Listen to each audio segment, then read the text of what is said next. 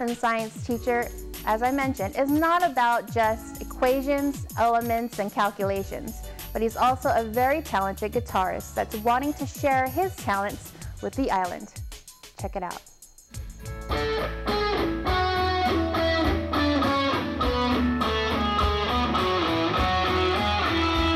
St. John's school teacher Wayne Schwartz has been on Guam for over 11 years and considers the island his home. I teach math and science, but when I first moved over to St. John's, we had programs where in the afternoon they would do specials and they would have certain classes that students could take. So I did teach guitar along with math and science in the afternoons, but we don't do that. We have a full-time music teacher now that handles all of that. Although I was, like I said, I was teaching guitar. And we had a lot of fun because we would put on concerts at the school, so I did teach music for a little while. Schwartz said that he got into guitar after his dad, who came from a musical family, encouraged him. But he admits it wasn't until he was about 20 years old when he finally started getting serious about playing guitar. But I had all kinds of musical influences growing up. My mom was a really rocker to the core, so she really influenced me musically. So I always wanted to play guitar. I would do air guitar in my room. All the time I would put on, and this probably bring back some memories for a lot of people, I'd put on Loverboy and Journey and Van Halen and Boston and Foreigner, you know, Hot Blooded, and do my best air guitar and dream of playing.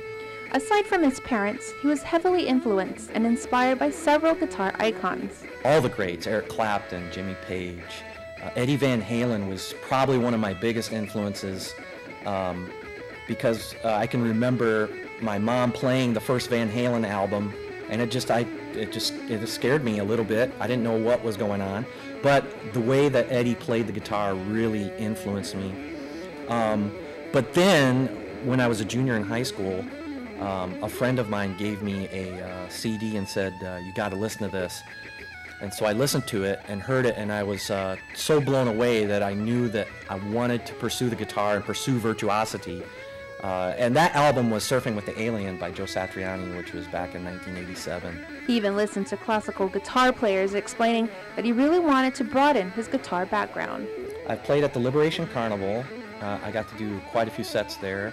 The Martin Luther King Festival I've done like 2 years in a row, where GFA puts that on every year, Martin Luther King. I've been able to play there. Tumon Bay Music Fest down in EPOW. I've been able to play there for a couple years. I did some other just solo performances down in EPOW. Our church did performance down in EPOW just this last June. I was able to perform down there, which was really nice. I've played at quite a few places. Which is, like I said, kind of blows me away because my music's a little bit different than what Guam's used to. Although I try to throw in a little bit of Guam influence also in my music a little bit. Schwartz has been wanting to record for quite some time, but says that time and money play a big part. However, he is determined as he's already started fundraising efforts. There's two scenarios that could happen. One, I could go to the Philippines and record.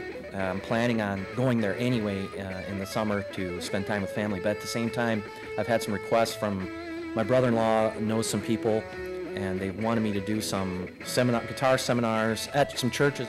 He really wants to do stuff here on Guam, be given the opportunity to share his love for music and his talents on the guitar. I have big plans to really get that recording out, have it available on iTunes, and really represent Guam and to show that we have some quality musicians here on Guam, some great bands, some great diversity in music, and I really want to work on getting my music out there so people can listen to it. He says the local music talent is amazing. Now, despite having a busy schedule with school and family, he does manage to check out the talent online via SoundCloud, Facebook, and YouTube. Great local band, Matala, is a great local group. Ryan Shook, I believe, is leader of that band. Really good, got great original music. High Rise, I've heard some of their stuff on SoundCloud, which is really cool nowadays because if you can't get out, you can check them out on SoundCloud or on YouTube. I was able to play with a group at Tumon Bay Music Fest. I really enjoyed it. It was a reggae group. I think they were called Tailgaters, or I think that was their name. They were really great. Good friend of mine who's in a lot of groups, Rana Clavia. He's an excellent guitarist here on Guam. I've got to see him play in a lot of his groups. Of course, then you've got the great Guam artists like Jesse and Ruby and Patrick Palomo and Shannon McManus, who's an excellent singer. And Johnny, of course, you know, you got your legends like Johnny Sublime. I mean, there's so many groups and people that I try to get out and try to listen to and really soak in their music, and hopefully, it influences me in my music also. When asked if his kids have gravitated toward music with aspirations to be just like Dad, my girl, she just turned 12 yesterday. She picked up the guitar a few years ago through our summer school program at St. John's. Since I work summer school, they're there, and we have a teacher there that teaches guitar in the summer, Arlene Chua. And they were able to be involved with that. So her and my son, Joseph, my middle child, he also picked up the guitar. I got him an electric guitar, and he's starting to play and learn some chords and things like that. I don't really force it on them. They got to kind of want to do it, but they have of course they gravitate towards it because Dad's always jamming tunes in the truck while we're driving, and they're always listening to different kinds of music, mainly guitar-driven music. So yeah, of course they pick it up. And then my youngest, 4, he has his little guitar, you get at the store, and it makes all these kinds of noises. He takes it and he just, we have a treadmill in the house, and he gets up on the treadmill. That's a stage. The treadmill's a stage, and he because he sees me play all the time, he says, "Hey Dad, I got my backing tracks." So he pretends he has his backing tracks, and he just plays. And I haven't got him started yet, but hopefully I'll have a family band here soon. As for advice, he offers these words of wisdom to those aspiring and perhaps struggling musicians. Diligence, hard work, and practice.